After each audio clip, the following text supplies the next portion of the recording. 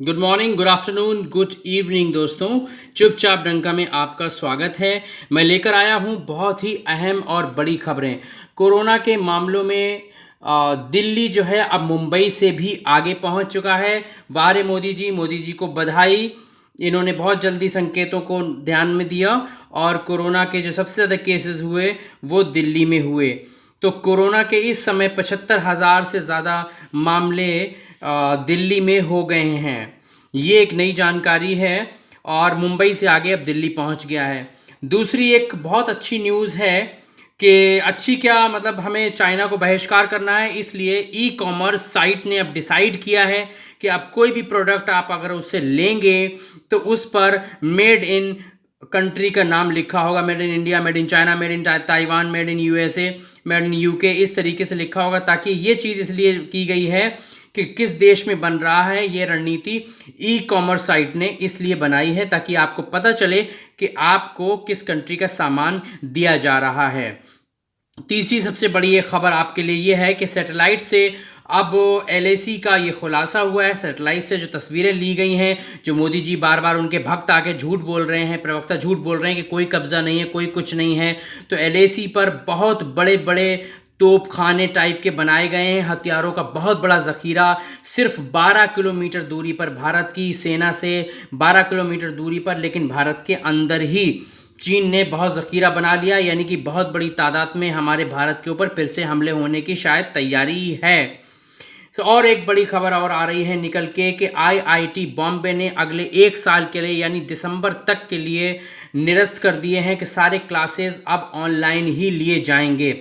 इन्हीं की चाल पर सभी इंस्टीट्यूशंस और जो भी ऑल इंडिया में जो वर्क कर रहे हैं इंस्टीट्यूशंस हैं, जो कॉलेजेस हैं, वो भी धीरे धीरे ये सारी चीज़ कर रहे हैं कि दिसंबर तक या 1 साल के लिए सारे क्लासेस ऑनलाइन ही लिए जाएंगे। सारे जो क्लासेस जो विज़िट करके स्कूल्स में हो रहे थे, इंस्टीट्यूशंस में हो रहे थे, वो अब नहीं होंगे। कोरोना में सबसे ज़्यादा प्लाज्मा की जो डोनर्स है, जो प्लाज्मा डोनर्स हैं, उनकी मांग बढ़ी है। अभी तक जिस तरीके से गोदी मीडिया ने और भक्तों ने और गोदी के जो प्रवक्ता लोग हैं, इन लोगों ने एक न्यूज़ फैलाई थी कि ये तबलीगी लोग जो हैं, तबलीगी जमात वाले लोग जो हैं, इस तरीके से हरकतें कर रहे हैं, कोरोना फैला रहे हैं, ये कर रहे हैं, वो कर रहे हैं। हालांकि सबसे पहले तबलीगी जमात वाले ही आए थे कोरोना में प्लाज्मा थेरेपी, जो प्लाज्मा डोनर के रूप में। तो प्लाज्मा की डोनर्स की वो बड़ी है, मांग बड़ी है।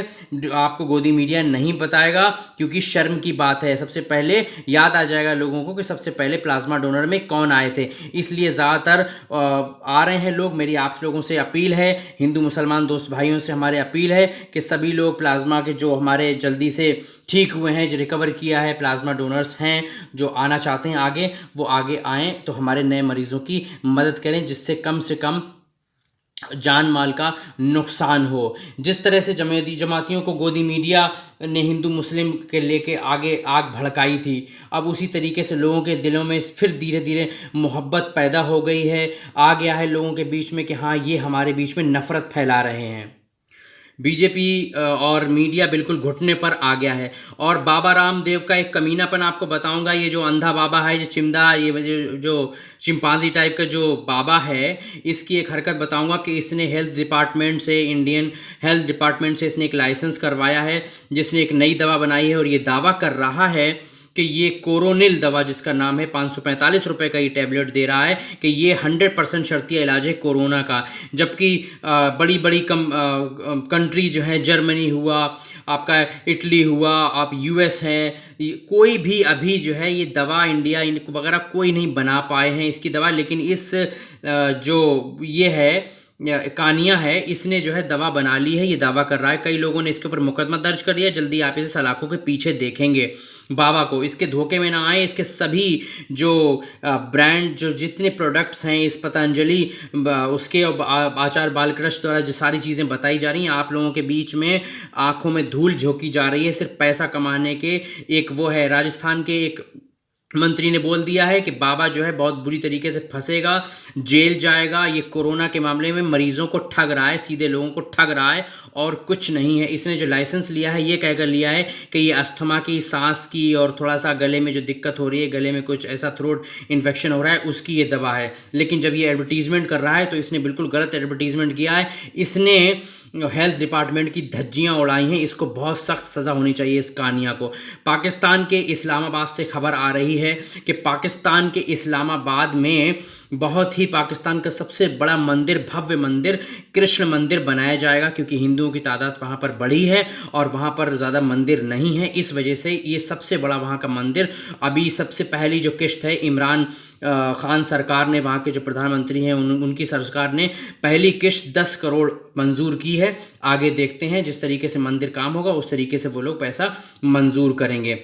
चलिए, ये सारी खबरें अलग हो गई, लेकिन एक चीज़ और बता दूं कि मोदी सरकार में आपको बहुत ज़्यादा दिक्कतें आने वाली हैं, क्योंकि आपको बिजली अब बहुत ही महंगे रेट में मिलने वाली है। जहां पर गांव में, कुछ रूरल एरियाज़ में, अर्बन एरियाज़ में जहां पर आपको बिजली बहुत सस्ती मिल रही थी, जो आपके यूनिट्स हैं आपको पता होंगे बहुत सस्ते हैं, 250, 300, 400, 500, 700, हद से हद ऐसा बिल आ रहा था। लेकिन अब आप बिल्कुल बेफिक्र हो जाइए, आपका जो बिल है वो बढ़ने वाला है। आपका बिल बढ़ जाएगा।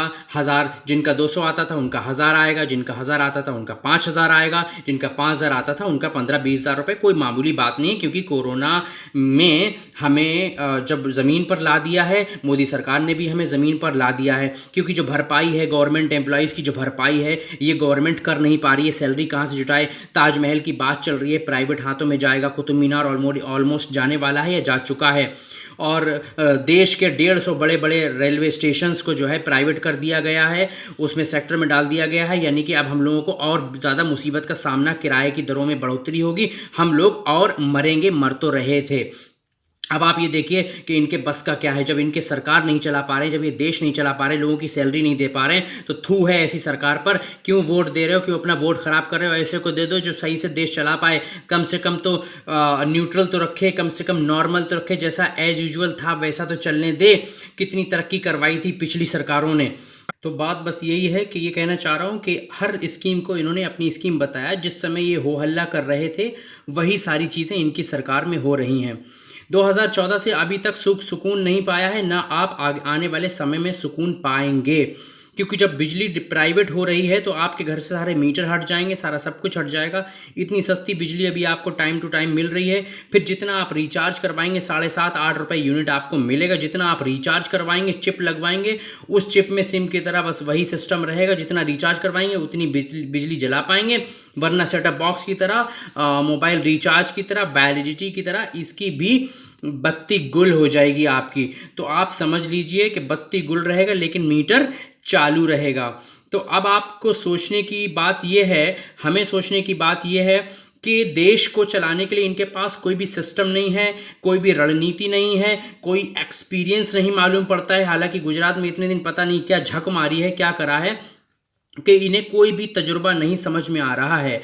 तो भाइयों, आपसे गुजारिश है कि अभी भी होशियार हो जाइए। आने वाले समय में आपको और हिदायत दूंगा। तब तक के लिए बहुत बहुत शुक्रिया।